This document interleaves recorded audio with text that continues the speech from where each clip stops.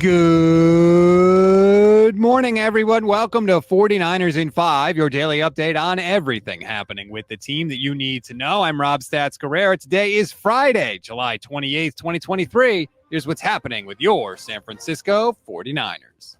Brock Purdy officially made his return to the field 179 days after his elbow exploded in Philadelphia.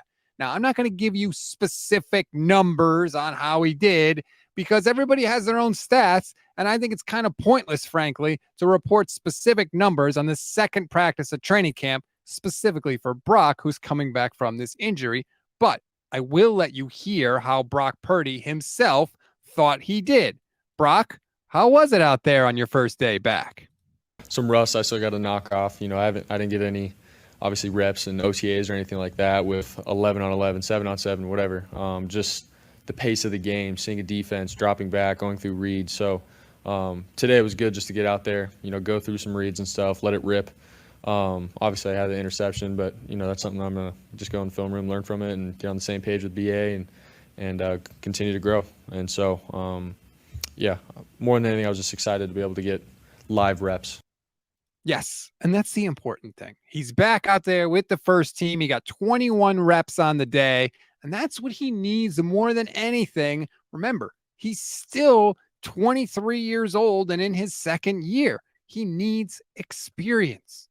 Let's hear a little more from Brock now. Hey, do you feel like there's anything physically out there that you can't do, Brock? No.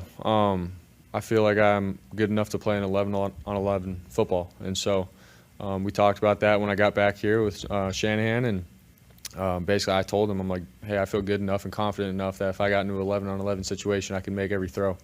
And so that's the conversation that we had, and they gave me the green light to go out there and go. And obviously the medical staff told them, and they've been with me this whole time throwing in the offseason, they gave Shanahan the green light to, hey, he's good enough to do it, and they've seen me throw. So we've all been on the same page the whole time. But I feel good enough to play football right now at camp, 11 on 11. Still got to work up volume and just continue to get better every day. Okay, that's good news. Look, he's not in regular season game shape yet, but he's confident in what he's doing. And that's really what you want. There's a lot of runway before the first regular season game. And it doesn't matter how much of that runway he uses. What matters is the plane takes off by the time it gets to the end of it. That's all we care about. So right now, so far, so good for Brock Purdy. But there is one last thing I want you to hear. One thing that Brock Purdy said that really raised my eyebrows. I'll let you hear it, and you can decide for yourself. Has Kyle Shanahan told you that barring any setbacks, you will start week 1 against Pittsburgh? No, we haven't had any, kind of conversation like that. It's, hey, how can I be great today at practice? Let's get these reps. Let's get the mental reps, and let's continue to grow. Obviously what we put on tape last year was great and all, but there's still a lot of areas where I have to grow and get better and stuff. So that's just where we're at. We're not trying to get too far ahead of ourselves. Okay, he hasn't been told he's the week 1 starter. Just when we thought that he was the no doubt about it #1 guy, Kyle Shanahan hasn't even told him that he's going to be the starting quarterback. And honestly, that kind of bugs me. Cut the shit, Kyle. Be decisive, okay? Give these guys confidence that they're not going to be yanked out of the game if they make one bad throw. You don't always want to have to worry about somebody being over your shoulder.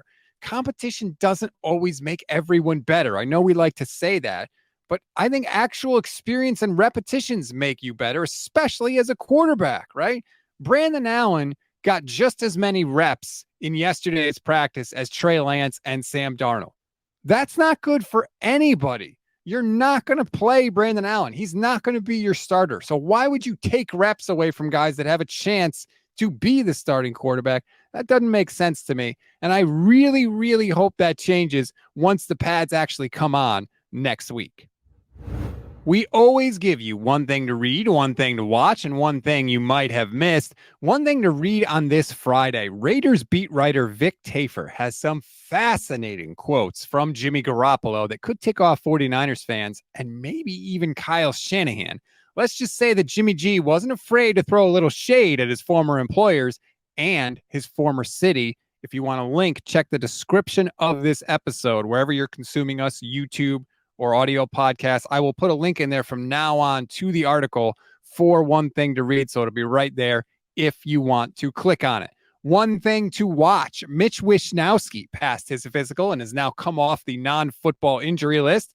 That's obviously good news, and hopefully he's good to go the rest of the year. But remember, it was a back injury, and back injuries can be very pesky and have a tendency to flare up as things go on. So do keep an eye on Mitch's health.